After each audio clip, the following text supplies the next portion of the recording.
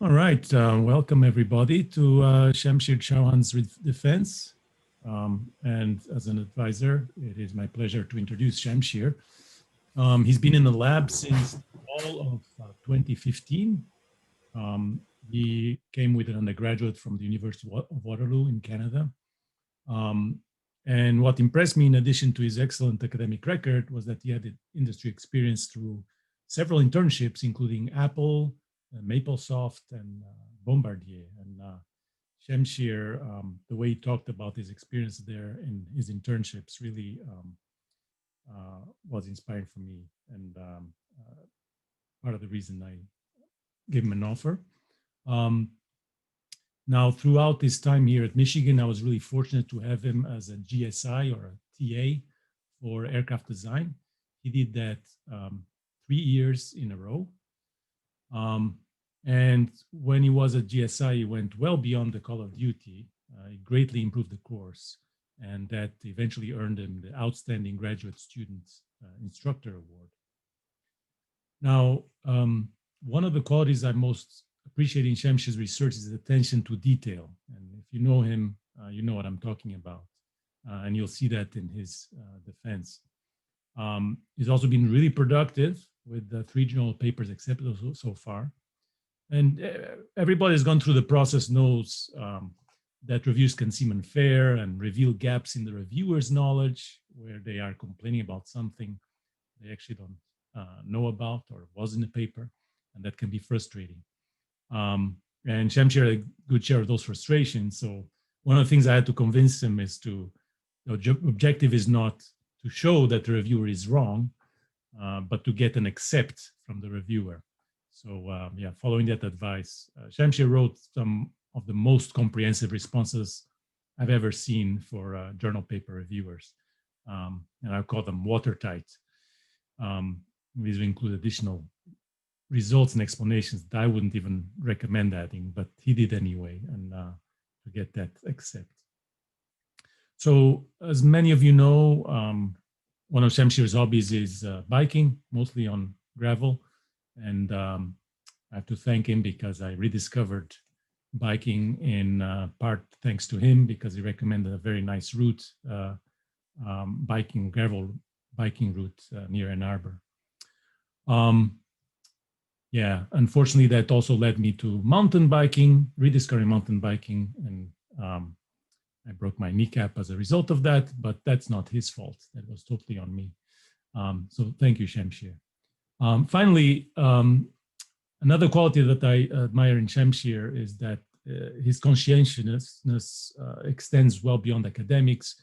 He cares about the lab mates, the department, and beyond. And as a result, he has had a positive impact in the climate in the lab and the department. So thank you, Shamsheer. Now I will ask you all to remain unmuted and turn your cameras off. Save your questions to the end. Refrain from posting anything on chat yet.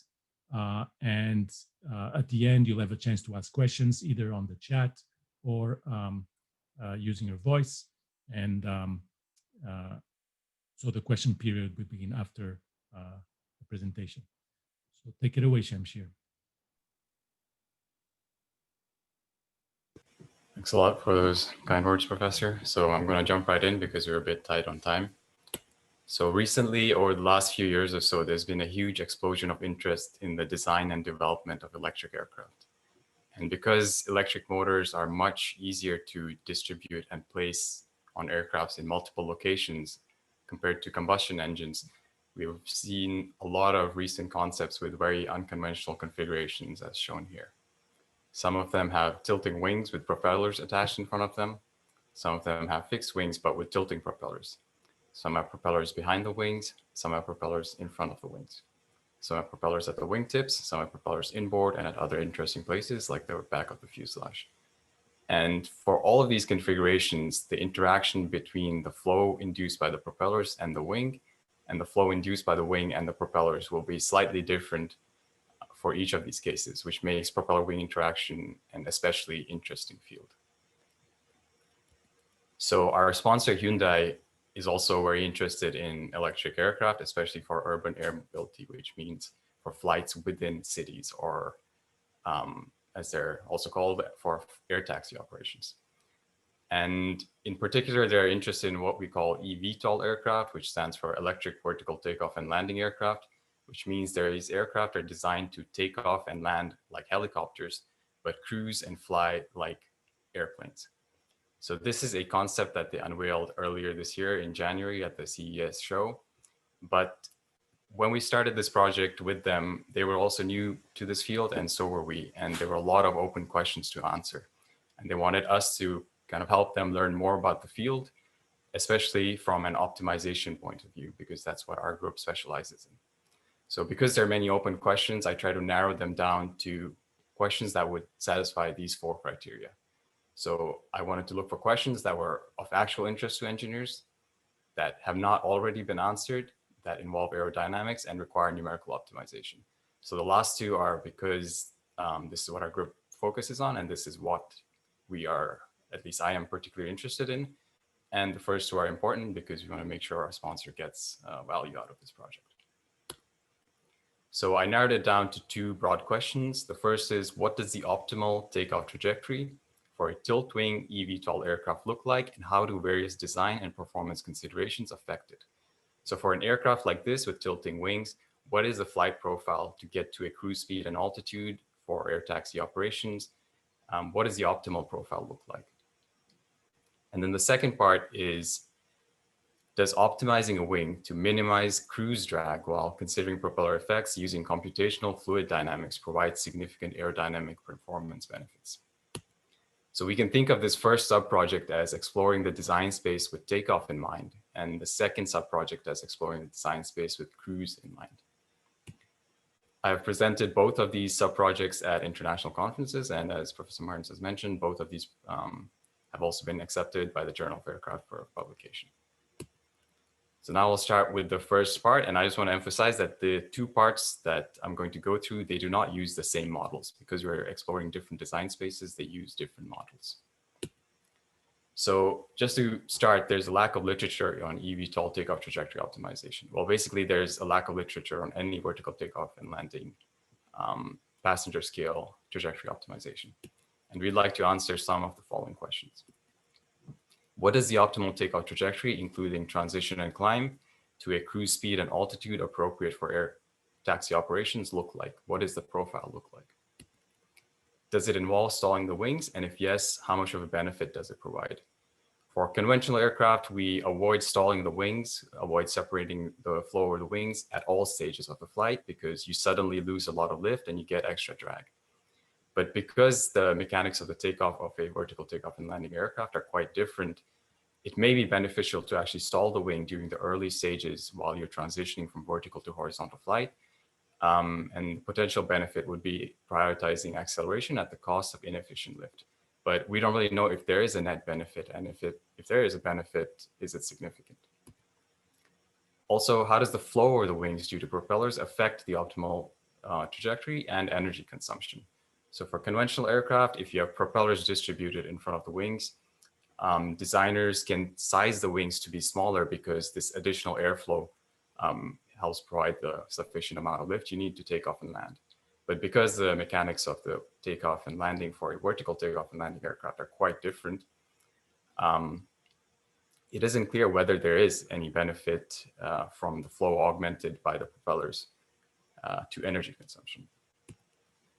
And then there are a few other questions, including how much electrical energy is required to reach your cruise altitude and cruise speed?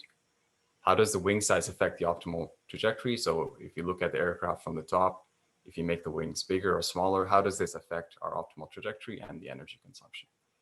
Also, how does power available affect the optimal trajectory? So if we increase how much power we can supply to the motors, what happens to the trajectory? What happens to our energy consumption?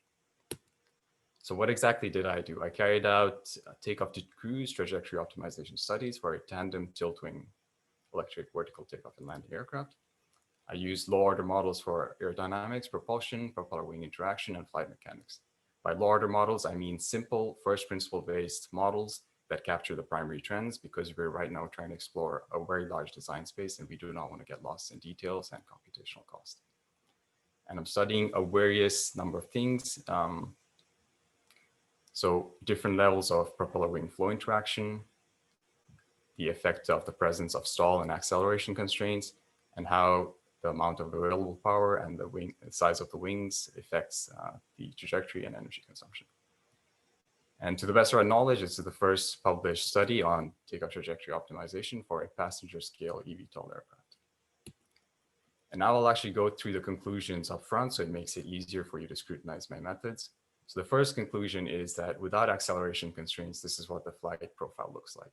It consists of three main phases. The first is a rapid transition to forward flight, followed by climbing at roughly constant speed, and then accelerating to the required cruise speed, all at or almost at maximum power. If you add acceleration constraints for passenger comfort, we get something that does not have distinct phases and is a bit more gradual, and it's not carried out at maximum power. The energy penalty for avoiding stall is negligible. So the interesting thing is that when the flow augmentation levels are low, it is actually optimal to stall the wings during takeoff, but the penalty to avoid doing that is very small. So basically the benefit is actually negligible. Flow augmentation from the propeller also has negligible effect on the energy consumption. To some, maybe this won't be surprising. Energy consumption and optimized trajectories are not sensitive to wing size. So this is a bit counterintuitive, but we'll go over that a bit later. Which further indicates that the choice between tilt wing and tilt rotor, in particular those with offset rotors, configurations does not need to take takeoff energy consumption considerations into consideration when you're designing the aircraft. And finally, energy consumption and optimized trajectories are sensitive to the power available. With more power, less energy is consumed, and to some, this may also be counterintuitive. Just to clarify, this sixth conclusion is a bit controversial. So I'm talking in particular about those types of aircraft that have offset rotors, not the tilting aircrafts which cover the wings. And I'll go through the modeling approach, starting with the configuration. So to start, I selected the Airbus AQ Vahana to kind of use as a baseline aircraft. This is because at the time, the Vahana already had a prototype in construction and they were starting flight tests and so on. So it basically gave us a good baseline design to go off. And as you can see, it has tilting wings, 2 tilting wings, in fact. So it's a very interesting prototype. So the Vahana has 8 propellers in total, and they're distributed in front of both the forward and rear wings. And this is something I used to create a simplified model of. For the aerodynamics, because there are propellers distributed in front of both the wings, I assume that they create basically what we can model as a uniform inflow, a uniform augmented flow to the wings. And for each of the wings, I use these 2 characteristics for the lift and drag. Because we're interested in post-stall behavior, I also use a post-stall model. So I use the Tangler-Ostrowari model for the post-stall behavior. I neglect interaction between these offset wings, so the forward and rear wings are not interacting. And also assume a constant drag coefficient of the fuselage, which is independent of the angle of attack. Also, I neglect the interactions between the forward propellers and the rear propellers and rear wing, and the forward and the rear propellers and the forward propellers and rear wings. So for the phase we're looking at, the wings will start vertical and then they will probably go over a large range, let's say to 60 degrees. But as you can see from the schematic, there won't be much significant interaction between the propellers and the wings, at least to the first order. On to propulsion. For propulsion, I use momentum theory to compute thrust with power as an input. I have a rough correction factor for non-uniform inflow effects, a rough formula for the profile power, and also an assumed efficiency for the electrical drivetrain. Onto the propeller-wing interaction. Propeller-wing interaction is something that's quite complex, even for conventional aircraft. But when you have a vertical takeoff and landing aircraft, your wings and your propellers are going to see a large range of speeds initially, and also a large range of inclination angles. So this makes an already difficult task even more difficult. So as is often done in engineering, when you cannot predict something accurately, you try to bound it accurately. So that's what we do here. We once again turn to momentum theory, and according to momentum theory, we can figure out basically under idealized conditions what the induced speed at the propeller disc will be. It'll be a certain value. And then far downstream, it will have a certain maximum value, which will be twice this.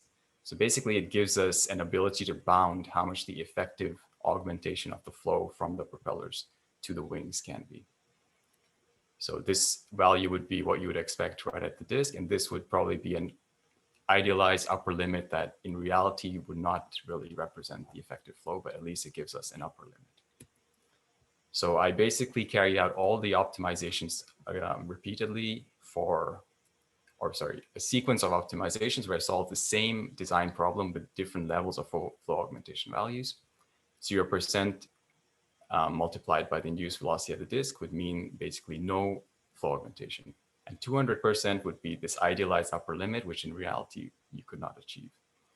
And the actual value would lie somewhere in the middle, and it would also change with the flight conditions. So we can just look at all of these to try and bound the effect of the flow.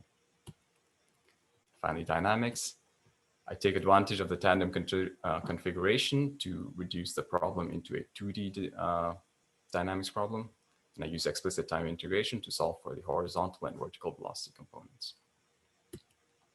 Now on to the optimization problem formulation. In one sentence, basically, the goal is to minimize energy required to climb to cruise altitude and accelerate to cruise speed. So what is the altitude and speed? These would be altitudes and speed appropriate for air taxi operations.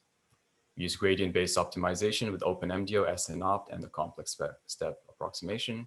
OpenMDO is the framework that we use, SNOPT is the optimizer, and complex step is the method used to compute the gradients. Complex step approximation is very similar to the finite difference approximation, except that you don't have to worry about errors related to step size. So our objective function is to minimize the electrical energy consumed with respect to the wing angle and electrical power as a function of flight time. These are modeled as B-splines. And we have a few constraints. So the final altitude has to be greater than 305 meters. This was the cruise altitude that Uber envisioned back in 2018 for air taxi operations. I think they changed it recently to a larger number, but when we did these studies, this was the number. And the final speed has to be equal to this speed. Again, this is the cruise speed envisioned by Uber for air taxi operations. There's an additional constraint that the altitude of the aircraft cannot dip below its original altitude, its initial altitude. So this is to prevent the aircraft from trying to do a bit of a dive in order to accelerate and try and go underground. We'll also have some additional constraints that I'll add sequentially as I go through the optimization problems to see how they affect the results. There'll be stall constraints and an acceleration constraint. So I'll start with our simplest problem, which does not have any of the additional constraints. So no stall constraints and no acceleration constraints. And this is what the results look like. There are a lot of states because there's a lot going on in this pretty complex problem. But we'll go through them a few at a time. So the first row shows the design variables. So the wing angle relative to the vertical with respect to time, and the electrical power supplied to the motors with respect to time. This is the total electrical power. And you'll notice that there are a few different curves overlaid, and basically each of these curves represents a different level of flow augmentation. So KW equals 0 means basically the wing sees no flow from the propellers, and KW equals 200% would mean it sees this idealized upper limit that would be unachievable in reality. And so what we see is basically 3 distinct phases. So it starts with a rapid transition to forward flight, followed by a climb and an acceleration phase. If you look at the vertical displacement, we see these 3 phases. So in the initial phase, the aircraft does not climb. And there's a climb phase, and then another phase in which it doesn't climb. If you look at the speed, we see that we also have 3 corresponding phases. And in the first phase, the aircraft picks up speed, then it flies at roughly constant speed, and then it picks up speed again. So what we're getting is a rapid acceleration phase, followed by a phase in which the aircraft climbs at roughly constant speed, followed by a phase in which the aircraft, once it's reached roughly its altitude target, it accelerates again to achieve its cruise speed. If you now look at the wing angle of attack, so this is the effective angle of attack that the wing sees, we see that for the cases with the lowest flow augmentation, the optimizer actually chooses to stall the wings for a few seconds. But if you look at the lift and drag curves, we see that the forces during these early stages are very low on the wing. And this is because the speeds are so low at this point that there's very little lift and drag forces generated. So what happens if you add stall constraints?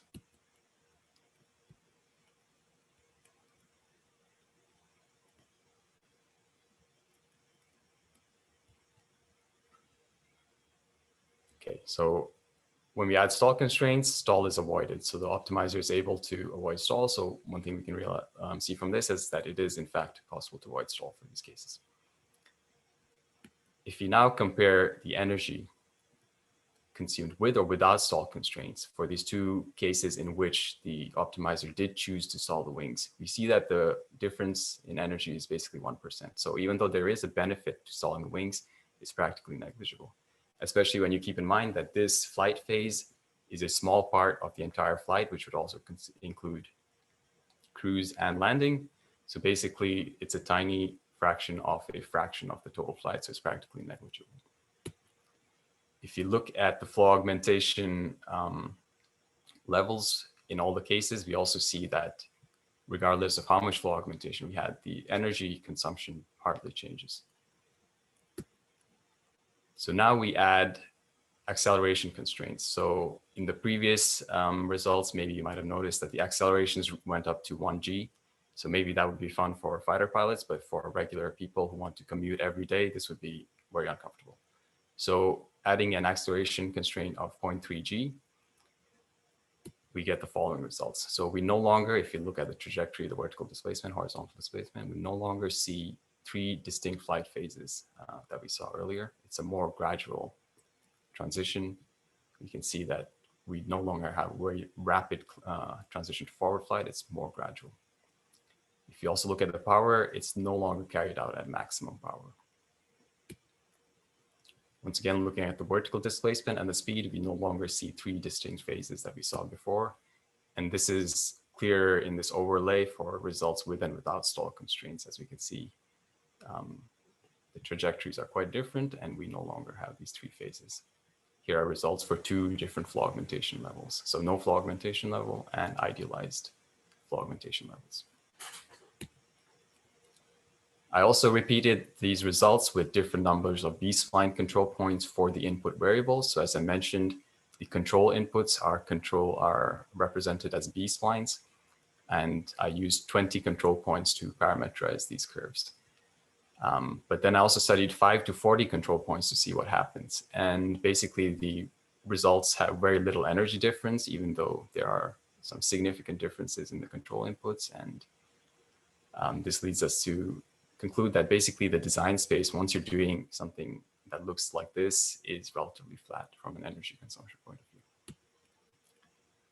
Now moving on to wing sizes. So I repeated the optimizations with wing sizes that range from 40% to the 100% of the original reference area. And here are two sets of results for no flow augmentation and the idealized flow augmentation. And basically we see that regardless of the wing size in these cases, going from 40% to 100% of the reference area that I started with, which is a very significant change, the energy consumed changes very little. So basically for this flight phase, the induced losses from the propellers are dominating. So the work that the propeller is doing to lift the aircraft up into the air and bring it up to speed is a lot greater than what's being lost to the drag of the aircraft. And the wings are also not contributing too much in this flight phase. So this is a bit counterintuitive, but one way to maybe understand it intuitively is to imagine a car-sized balloon and imagine someone running with this balloon. You can try and picture what kind of forces this person would have to apply to move this large balloon through the air.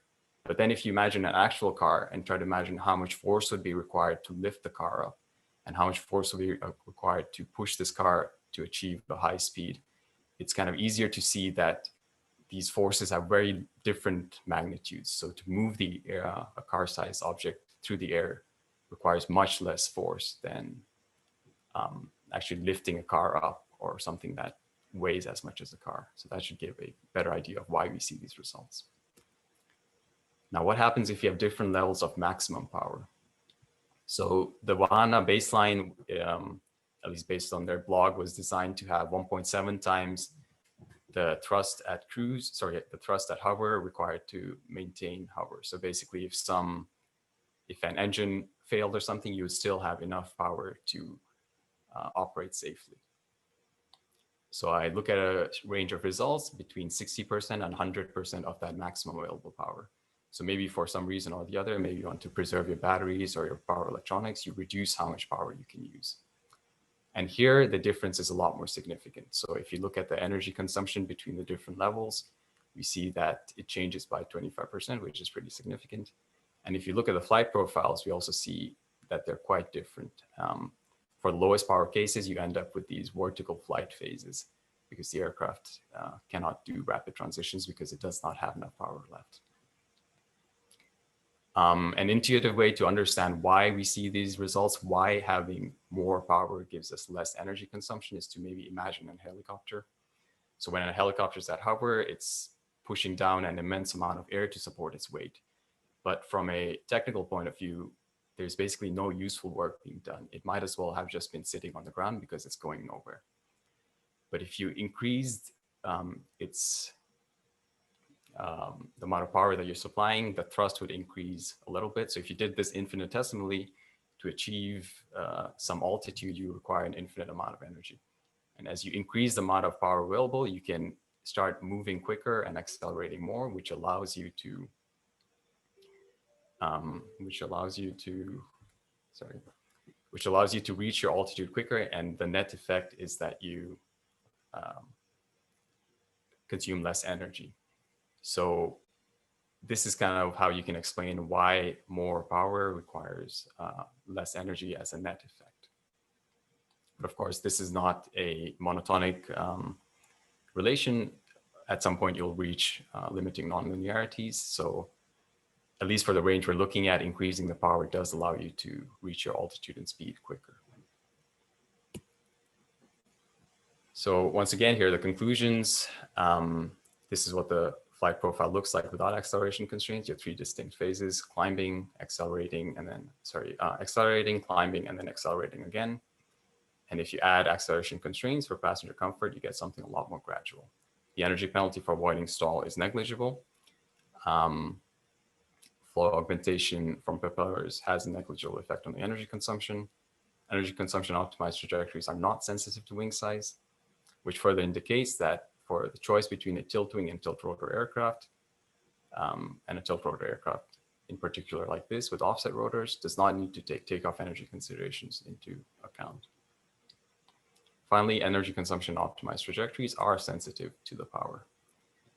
And with more power available, less energy is consumed, at least to a certain limit. Moving on to the second part, which is now focusing more on cruise flight instead of takeoff. So we know that propeller-wing interaction is something that must be considered to accurately predict the performance of an aircraft. The location of the propeller, whether it's in front or behind the wing, whether it's above or below, these all affect the performance.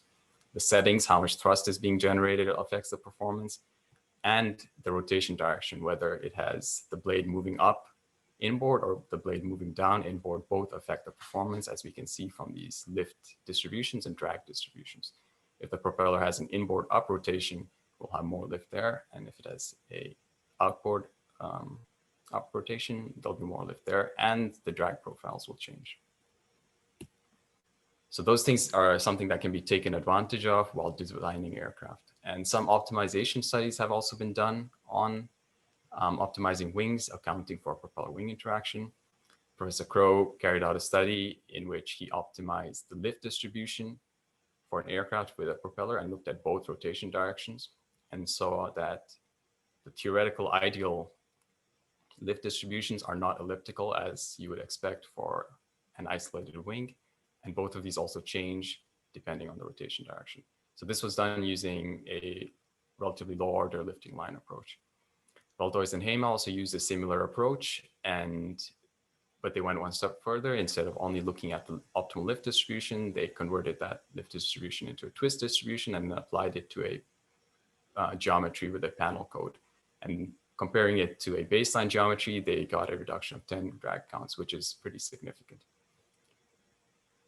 Then more recently, there's been a very interesting, more multidisciplinary study where propeller and wing interaction was considered. And not only was the aerodynamics looked at, but the structural weight and the overall performance was looked at. And based on these results, they found roughly a 7% fuel savings relative to a baseline.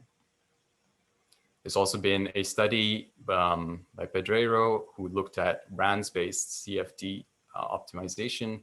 He used a design of experiment approach and looked at 6 design variables for the portion of the wing behind the propeller.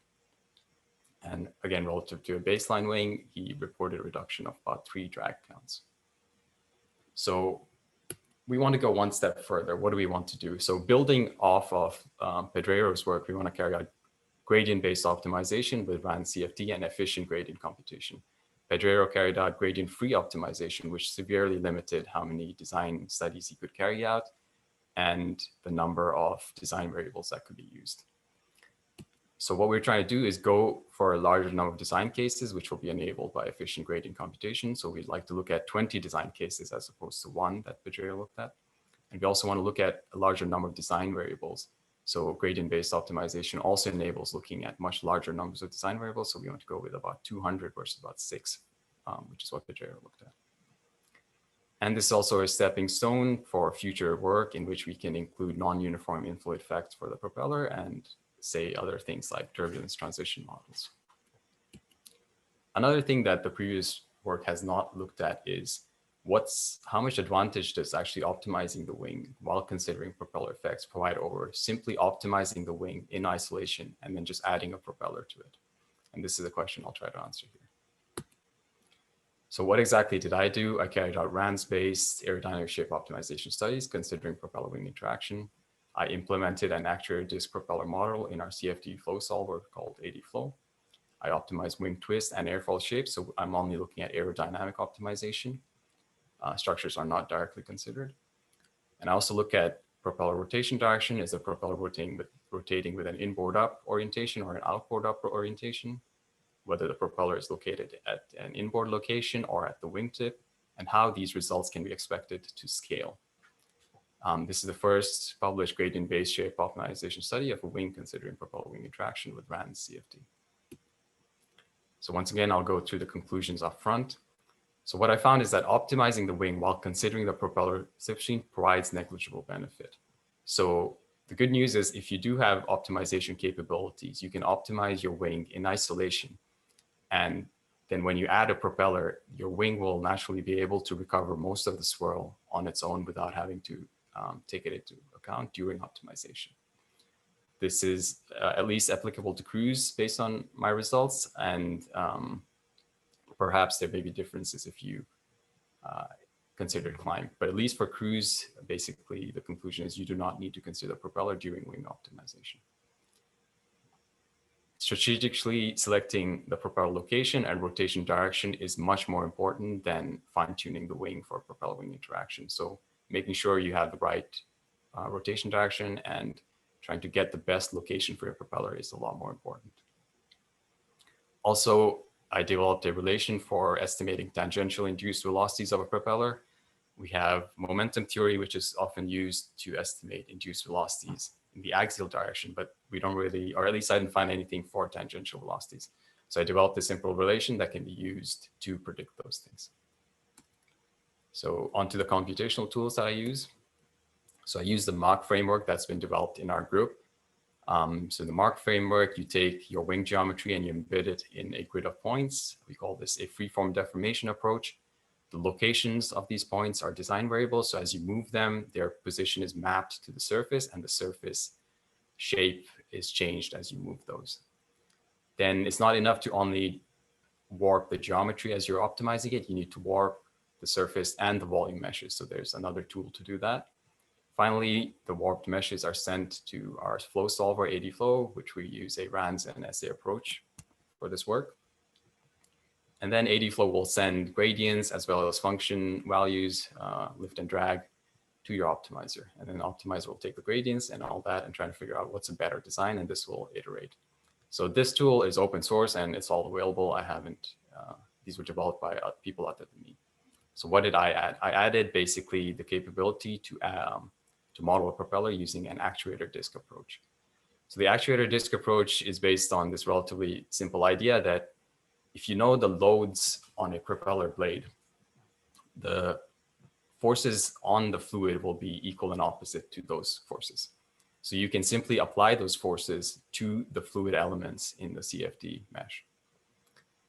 And I use this simple model to get the forces, but you could use anything like blade element approaches, experimental approaches, just simulating the blade in isolation and so on. So here I use this simple model and tune it to reflect some simulation data. And what you can do another step further from this simple approach, which uses basically Newton's principles to simplify the problem, is that you can also apply the forces in a time average manner over the entire disk. And this allows you to carry out steady approaches to simulate something like propeller motion, which is inherently unstable, which is inherently unsteady.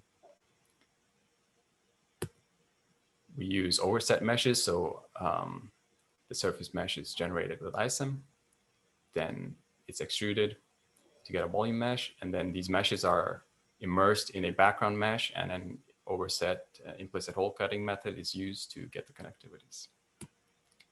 The advantage of using overset meshes is that I can easily change the disk location and carry out studies. So at minimal effort, I can carry out all the studies I did for an inboard mounted case with a tip mounted propeller case.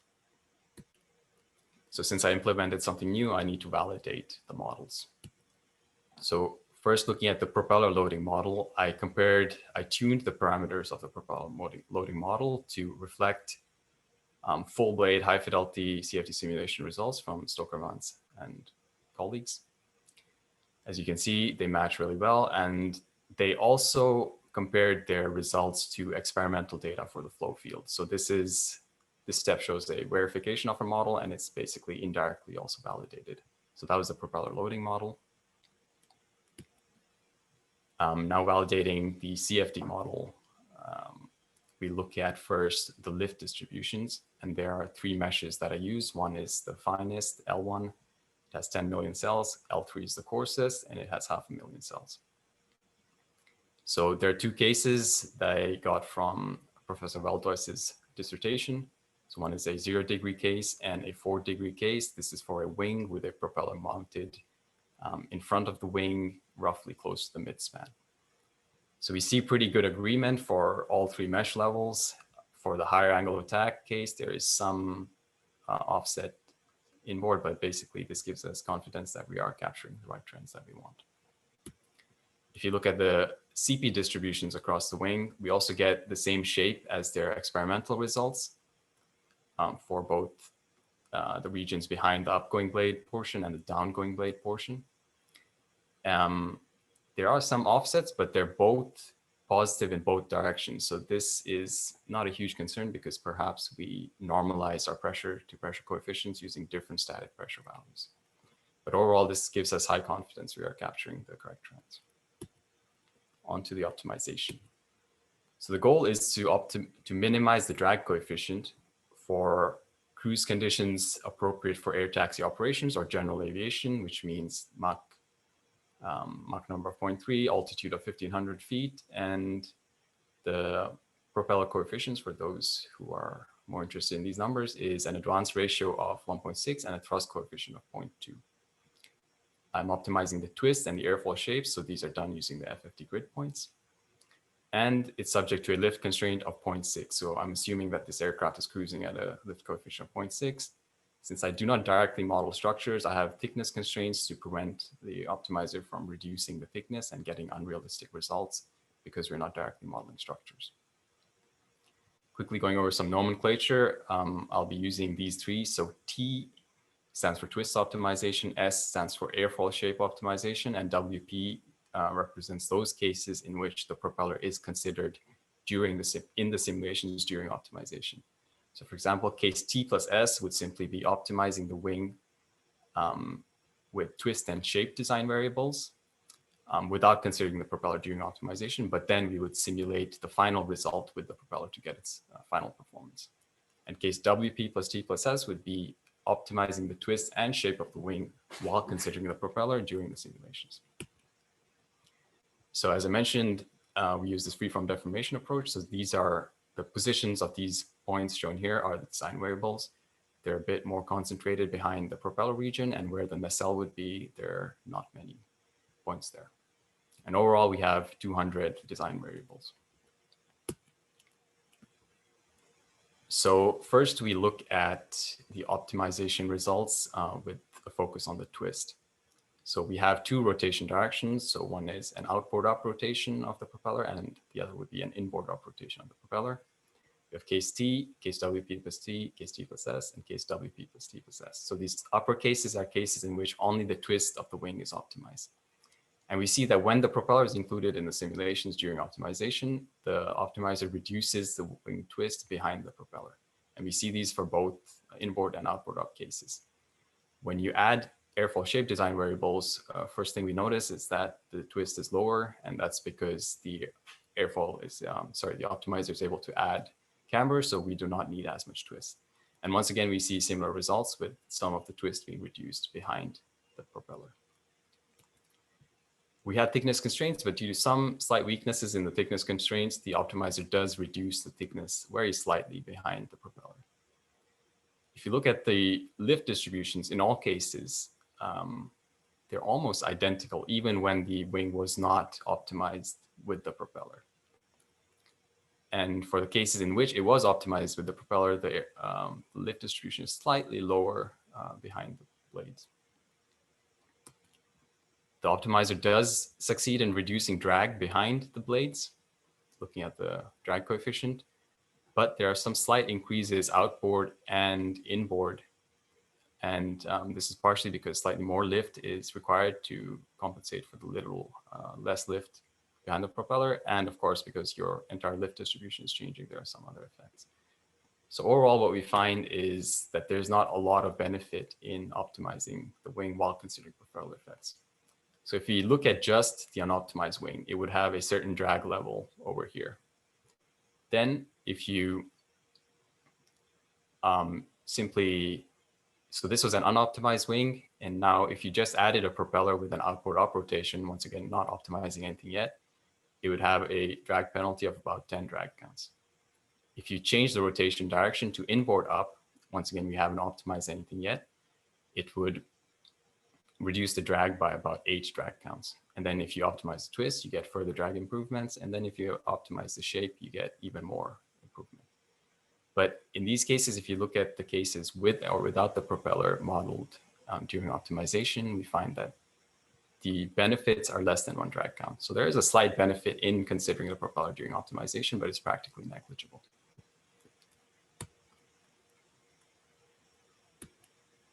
These are the optimized geometries. The first striking feature is these strange wingtips, but we get this geometry for both cases with or without the propeller included during optimization. So these features are not related to the propeller. They're primarily there to make the wing a bit non-planar and reduce induced drag. But beyond that, there's nothing very striking apart from these slight decreases in thickness when the optimizer took advantage of weaknesses in the design constraints. So now a question one could ask is that maybe we don't see much of a benefit because there's not enough design freedom. So I removed the thickness constraints and I doubled the airfoil shape control and I carried out the optimizations again. If you look at the thickness, we see that for both cases, with or without the propeller, the optimizer will reduce the wing thickness. That's because even if there isn't a propeller, it is advantageous to make the airfoil thinner, make the wing thinner to reduce drag. If you look at the lift distribution, we see that even with this much greater design freedom, we get basically the same lift distribution as before. So these blue thinner curves over here were the earlier lift distributions, and basically we get the same thing. So this gives us confidence that this is in fact the optimal lift distribution. But once again, we reach the same conclusion that there's little benefit in optimizing with or without the propeller. It definitely helps to optimize the wing. There are significant reductions in drag, but whether you do it with or without considering the propeller, at least for these cruise cases, is negligible. So those of you who are familiar with the Pro-Wim wing, the one Professor Waldo has tested, you'll notice that this wing is actually very small. It's less than 1 meter in span. but I use conditions that are appropriate for general aviation, which would be a wing with this scale for an aircraft that looks something like this. So are the results that I just talked about valid for something that's much larger? In other words, if I just scaled this wing 10 times, but used the same flight conditions that were appropriate for general aviation aircraft, would the results still hold? So before actually doing any simulations, I wanted to try and figure out if you could reach this conclusion simply using some analytic methods. So because I didn't find any relations for tangential induced velocity, I used our propeller loading model, the one I got from Hoekstra's paper, and momentum theory to develop this relationship. So basically this term here is only dependent on the normalized shape of this propeller distribution. So for reasonably well-designed propellers, it will just look something like this. And this is normalized, so it does not depend on the scale of the aircraft, does not depend on the size, just on this shape. And then we have the disk loading and the pitch diameter ratio. So the tangential induced velocities are directly proportional to these and inversely proportional to the axial speed. So if I kept the aircraft lift to drag ratio constant, so whatever I assumed for the aircraft for the small case, assume the same lift to drag ratio for the large case, which is a reasonable assumption. And if I keep the same flight conditions and the same propeller tip speed, I can conclude that basically these induced velocities will stay the same. So as I scale it, the disk loading stays the same.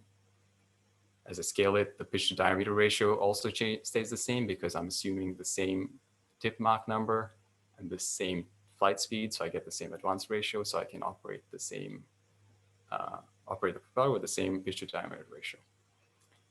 And because the disk loading stays the same, we can also conclude that the induced velocity in the axial direction stays the same, roughly at least. And because the flight speed stays the same, basically all these terms stay the same, so the induced speeds will also stay the same. So based on this, we should conclude that whatever results I had for this tiny wing would be the same for this 10 times larger wing. And that's what we see. If you look at the twist, we see that the newer cases, these lower ones, the 10x ones, are slightly offset. That's because we now have a 10 times larger Reynolds number, so we can expect the lift curve slope to be a bit larger, meaning we can use a bit less twist. The lift distributions are basically identical as before, so the optimal lift distributions are the same we had before, even for the small wing. And the sectional drag coefficients also look basically the same, but they're slightly offset. That's because at a higher Reynolds number, we do expect the drag coefficient to decrease. Now, what about tip propellers? Optimizing basically the same cases with a tip propeller instead of an inboard mounted propeller. So once again, if you look at the twist distribution for both rotation directions, we do see reductions in twist behind the propeller. The lift distributions, again, are not elliptical. And there are drag reductions behind the propeller. But once again, what we find is that there's very little benefit optimizing with or without the propeller.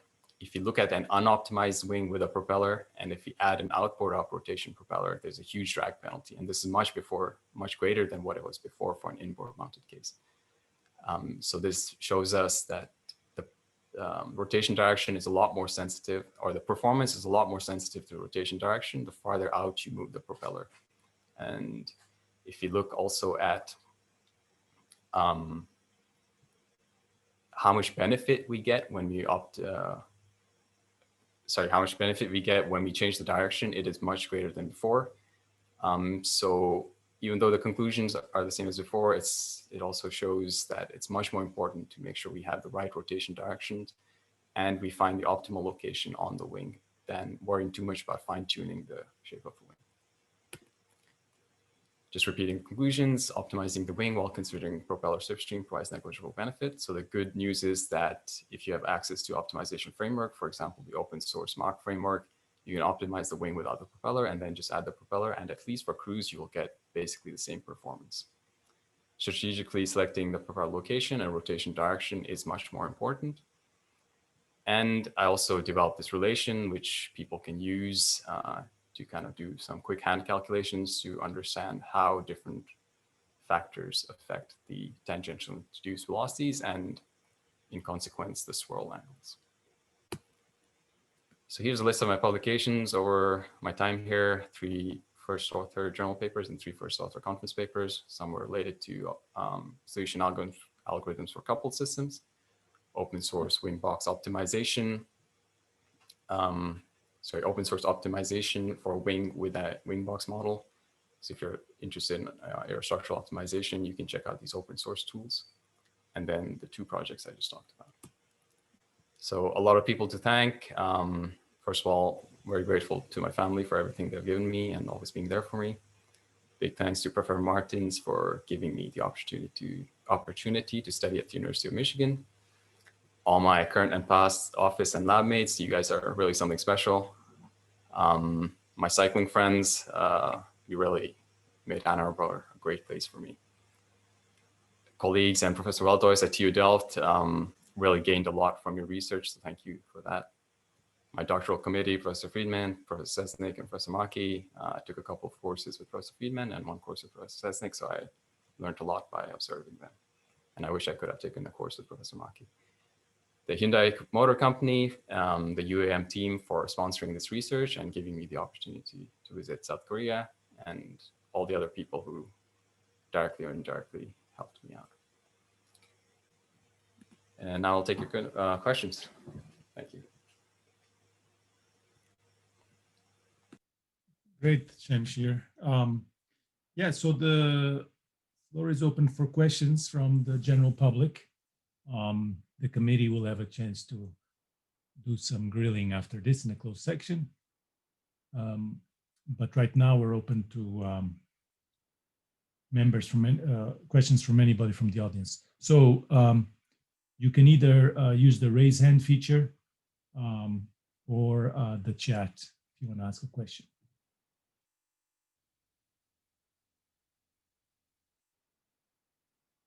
We have 79 people right now, peaked at 83, somewhere in the middle of your presentation. So I think that's the largest audience I've seen in MDO Lab PhD defense. So you beat the record. Okay, Mofiz, you say something about analytical expression. Do you want to just unmute and ask the question, if that's easier?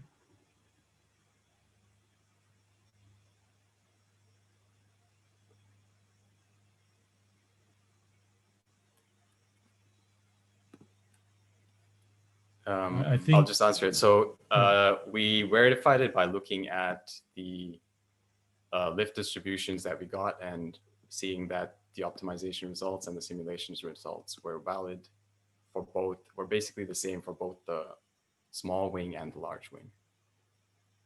All right. And we have a question from Pankaj. If you could unmute and ask your question. Yeah, an excellent talk and excellent work. I was just wondering that in one of your papers, you have done aerostructural optimization. So, so rather than worrying about the thickness constraints, if you were to do a aerostructural optimization for the problem which you mentioned, would you get a different conclusion, or because what I saw was your thickness constraint, or at least what I could understand was you changed from one number to another number. So if you had opportunity to do aerostructural optimization, would you get a different result, or would the same results repeat? I think because in both cases, with or without the propeller, you want to reduce the wing thickness. So I think we would not see something very different if we just did static aerostructural cases. But what I think would be really important, and this is not included in Open Aerostruct, is that if we added dynamic aeroelasticity considerations, I think it would be very important to actually model structures, because we saw that the propeller location, whether it's inboard or outboard, makes a huge difference. For aerodynamics, it's ideal to move it further out towards the tip, but then there are dynamic aeroelastic penalties. So in that sense, it would be actually very interesting to see what would happen with aerostructural optimization.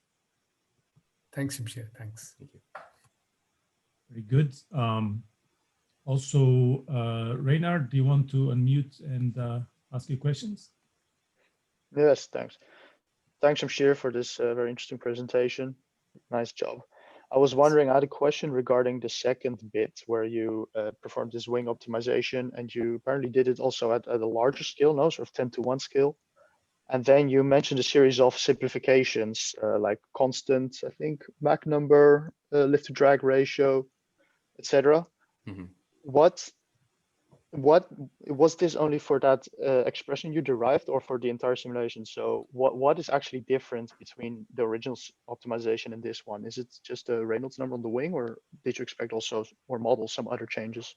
No, it's just it's a larger geometry, and that's it basically. It's just a larger geometry, same flow conditions. So indirectly, the Reynolds number changes, but all the other parameters are the same. All right, great, thank you. Thanks. Okay. Next question is from Devendra Gate. Go ahead and unmute and ask a question, please. Hello, Shamsheer. So I had basically two questions. So in the first study, the range in which the angle of attack is beyond stall, at that time the velocities are very small, right? Yes. So Yes. is it really required to look at the CLCD model after the sort of that extra after the stall region? Yeah. Yeah, that's a really good question that I've been thinking about also. So I think these results show that you do not really need to consider that model because there's no benefit to going into that region. But what is important is knowing where that region starts. So knowing where the stall limit is. So yeah, if you have some way of predicting that better, it's useful. But beyond these studies, based on these conclusions, it's not really necessary to have good models beyond stall. Okay. And the second question is, in the second study, what is the mesh size that you used during the optimization out of the three? The mesh size was the middle one, the 1 million mesh.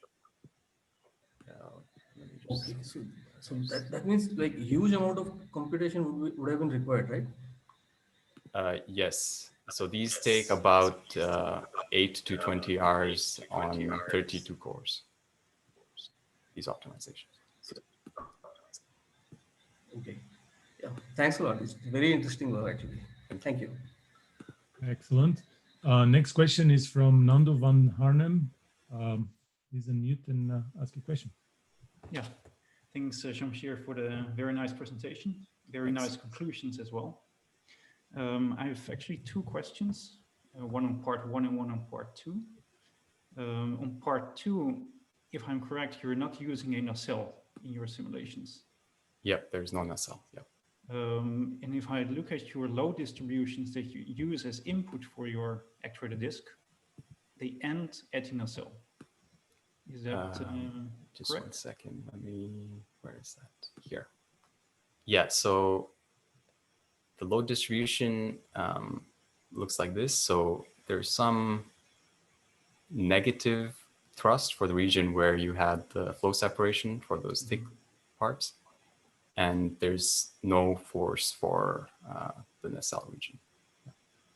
Yeah, so basically what you get in your simulation is a tube of vorticity at that location. And there's flow through that tube. Mm-hmm.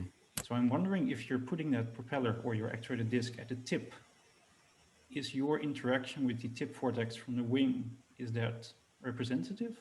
Or you really need a nacelle to capture the right interaction? Yeah, I think you are right to actually get the interaction very precise, especially at the tip, because the sensitivities are very high there. I think you would need a nacelle, but I think the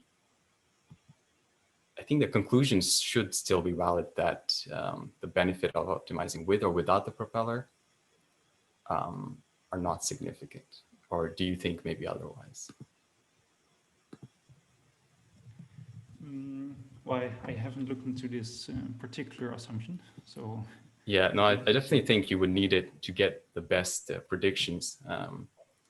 But because I am primarily changing the shapes outside the nacelle region, and basically the results also show that there's practically negligible benefit, I think the results are still valid. Okay, And then my second question on part one. So basically, you for a good reason, you assumed a very simple propeller model. Yep. For your trajectory optimization. Now I'm wondering if you would include a more precise model. So including normal forces, side forces, which do contribute to drag and lift, and use a correct efficiency labs for the different speeds, would you get a, well, obviously you would get a more precise optimization, but is this your result, is it more conservative, you think, or it's more optimistic than in reality? Right. So your first thing you mentioned was normal forces. So I do include a model for normal forces. And I did the optimizations both with and without. I didn't publish those, but basically I found that when the wing angles are large, when the normal forces are significant, the flow speeds are low. So the normal forces are actually not very large themselves. And for the higher speeds, the wing angles are small. The inflow angles in particular, the angles of attack for the propeller and the wing are also small. So the normal forces are quite low. So overall, they were not having a major effect. The other thing you mentioned was the efficiencies. So what I do model are kind of these things, and I think it would affect the details, but I do not have any reason to think that having more accurate models would change the conclusions that I have, especially because when we saw how little the flow induced by the propellers affect the overall energy consumption. But of course, if you change the efficiencies, the actual number that you get for the energy consumption would change, but I think the trends would not change. Do you think that you would agree? Okay, thanks. Yeah, this is clear. Thanks. All right. Next question we have from Leo Velduhis. Yes. Go ahead. Thanks, Joachim. Well, actually, the question that Nando raised, that was the same as I would like to have raised. But let me then first start saying that I'm impressed by your work. It's very good, very well done. And also congratulations to the team. The supervisor team is very good stuff that I see here. Congratulations again. Thank you. Since some of the questions were already answered, I do have one remaining one. That is, if we look at these vehicles like these urban air mobility vehicles, but also in general, say aircraft that have a significant effect of propellers, we need to take into account not only noise but also vibrational effects. And propeller aircraft are renowned to be, unattractive for the public because of their vibrations. Would you consider your analyses, your data set, to be a good input for vibrational analysis of such a vehicle, or would you be in need of further sort of more detailed models? Right. So I think the models that I'm using are definitely not good models for noise and vibration considerations. So I think you would definitely need something, at least an actuator line or a full blade type of approach. Yeah. Okay. Unfortunately, we don't have time for any more questions. So I want to thank everybody for attending. Again, like I said, peaked at 83 people. I think a record attendance. A lot of people made it that wouldn't normally make it because we are using Zoom. So I thank you all for your participation, your questions, and thank you, Also, Shamsheer. quick shout out to Ed Herba. He was my supervisor at Bombardier. Thanks for joining. Oh, okay, great, awesome. All right. My pleasure. Well done, Shamsheer. Thank you. Okay, so we conclude the public part of the defense. We're going to switch to another separate Zoom call for the internal review. Thank you, everybody. Yeah, welcome.